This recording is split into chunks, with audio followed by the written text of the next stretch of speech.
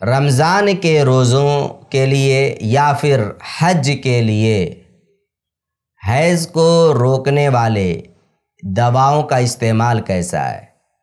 جو خواتین کے پیریڈز کے ایام ہوتے ہیں ان کو روکنے کے لیے دواؤں کا استعمال کیسا ہے؟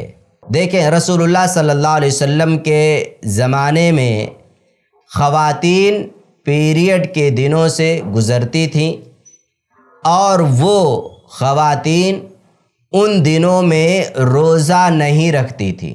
نبی کا زمانہ ہے اور وہ خواتین پیریڈ کے دنوں سے گزرتی تھیں اور روزہ نہیں رکھتی تھیں، بلکہ بعد میں ان روزوں کی قضا کیا کرتی تھیں۔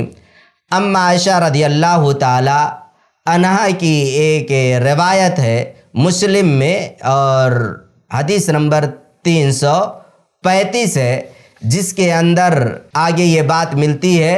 وہ کہتی ہیں کہ ہمیں حیض آتا تھا تو ہمیں روزوں کی قضا کا حکم دیا جاتا تھا اور نماز کی قضا کا حکم نہیں دیا جاتا تھا۔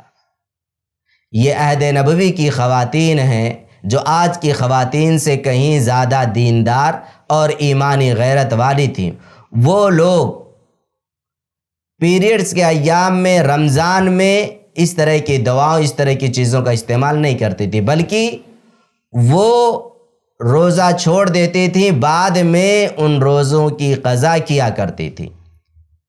اسی طرح حج کے مسئلے میں دیکھیں، اما عائشہ رضی اللہ تعالی عنہا سے رسول اکرم صلی اللہ علیہ وسلم نے فرمایا تھا، افعلی کما یفعل الحاج غیر اللہ تطوفی بالبیت حتی تطہری۔ صحیح بخاری 1650۔ آپ صلی اللہ علیہ وسلم نے فرمایا اما عائشہ سے، جس طرح دوسرے حاجی کرتے ہیں تم بھی اسی طرح ارکان حج ادا کرو۔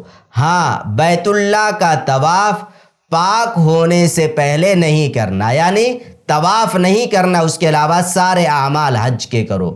لہذا اصل تو یہ ہے کہ اس طرح کی چیزوں کو روکنے کے لیے دواؤں کا استعمال نہیں کرنا چاہیے، لیکن کبھی ضرورت ہو، مصلحت ہو، بلکہ یہ کہہ لیں کہ اگر استعمال نہیں کیا گیا تو ایسی شکل میں آگے پریشانی میں مبتلا ہونے کا امکان ہے، تو اہل علم نے اجازت دی ہے کہ اس طرح کی دواؤں کا استعمال کیا جا سکتا ہے، بشرطے کہ وہ دوا صحت کو نقصان نہ پہنچائے۔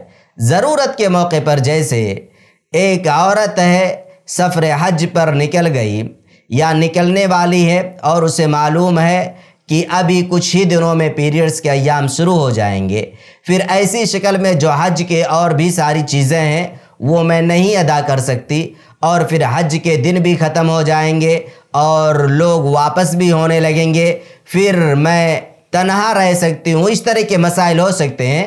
تو اہل علم نے اجازت دیا ہے کہ اگر اس طرح کے مسائل ہوں، مصلحت ہے، ضرورت ہے، تو سفر حج سے پہلے یہ ایک خاتون اس طرح کا دوا کا استعمال کر سکتی ہے جس سے حیض سے وہ بچ سکے، لیکن شرط یہ ہے کہ وہ دوا صحت کو نقصان نہ پہنچائے۔